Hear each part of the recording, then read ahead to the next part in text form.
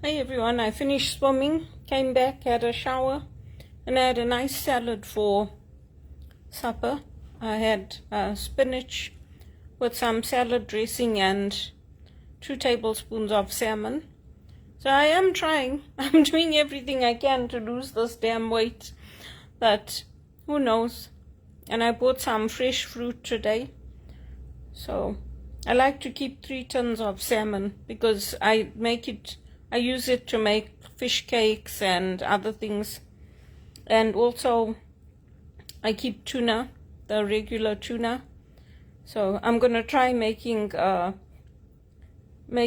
pies, mince pies. Well, I bought some pastry, that puff pastry. So my mom used to make that for us when we were growing up.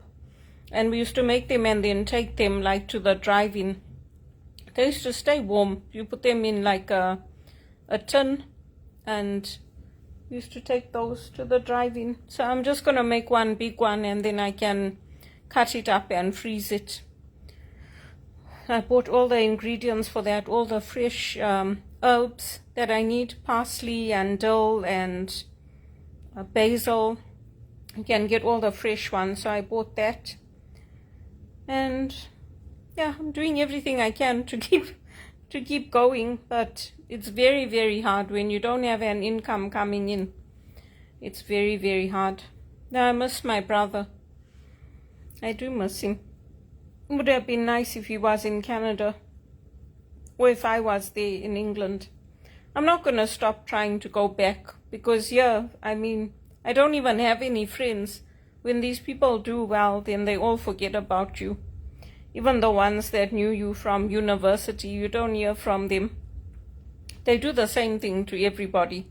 They did the same thing to Lisa and Diver. They do the same thing. When you're doing well, everybody wants to know you. When they need your help, everybody wants to know you. But when you haven't got a job, when you're down and out, it's only your real friends that you hear from, the true friends.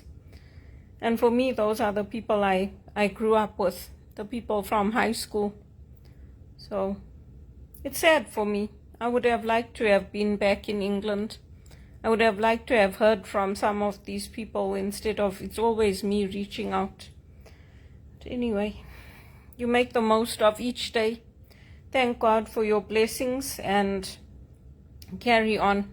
People are moving out from Toronto because there's no jobs here. People are going to Ottawa, they're going to Calgary, and they're going to America.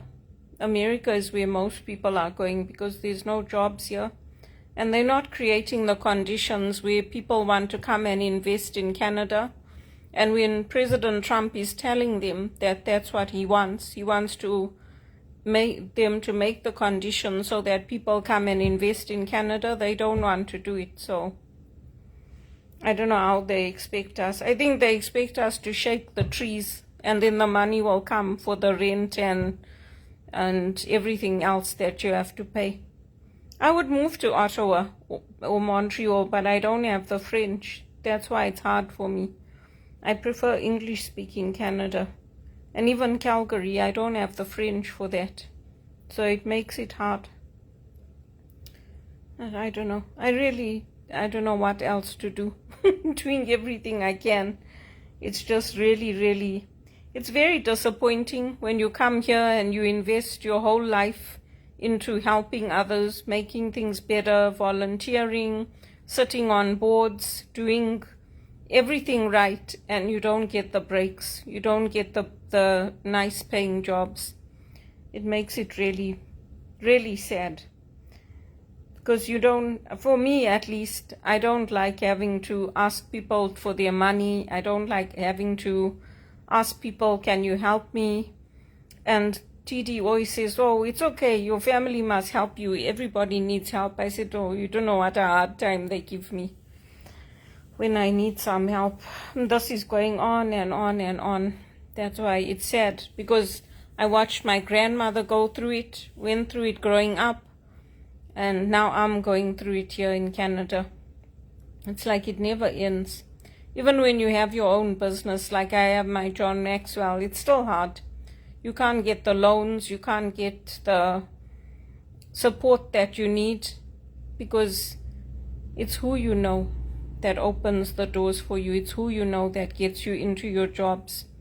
And with the recruiters, they do try, but I mean, there's only so much they can do. So I'm just praying God opens a door for me in England, and then I can go back. I can do more there, because the English people are more open to even aromatherapy and how your crystals work, how the gemstones work. It's more accepted in the church there compared to here. Here it's very, very hard. So, I don't know. I just hope and pray I get that break. I can go back to London and I can go there. But I thought the Jesuits would let me take my doctorate in theology, but no such luck. I might reach out to some of my old professors to see if they have any suggestions of what I could do to teach theology. I want to teach the Old Testament like Father Michael Kalachik. I like the Old Testament. So, let's see. I have been looking at colleges and universities and all that, but America would be very hard now because of the procedures that President Trump has brought in. So I don't know. I don't know where else to look at. We'll go back to Zimbabwe. The Jesuits are moving their headquarters to Zimbabwe. That's what Father Peter told me, Peter Knox. I should write to him. I haven't written to him. At least he replies, not like Damien. Damien Howard, he doesn't even reply to me. I thought he was my friend. He doesn't even reply to me. At the beginning he used to write to me, to write letters to me. Now he doesn't. Anyway, they all doctors in the church now. So I'm surprised Peter keeps in touch with me. But I guess it's nice of him. He was my chaplain, so that's why he keeps in touch. Anyway, please pray for me. I'm praying for all my friends who are looking for jobs. And I hope and pray that God will open that right job for me.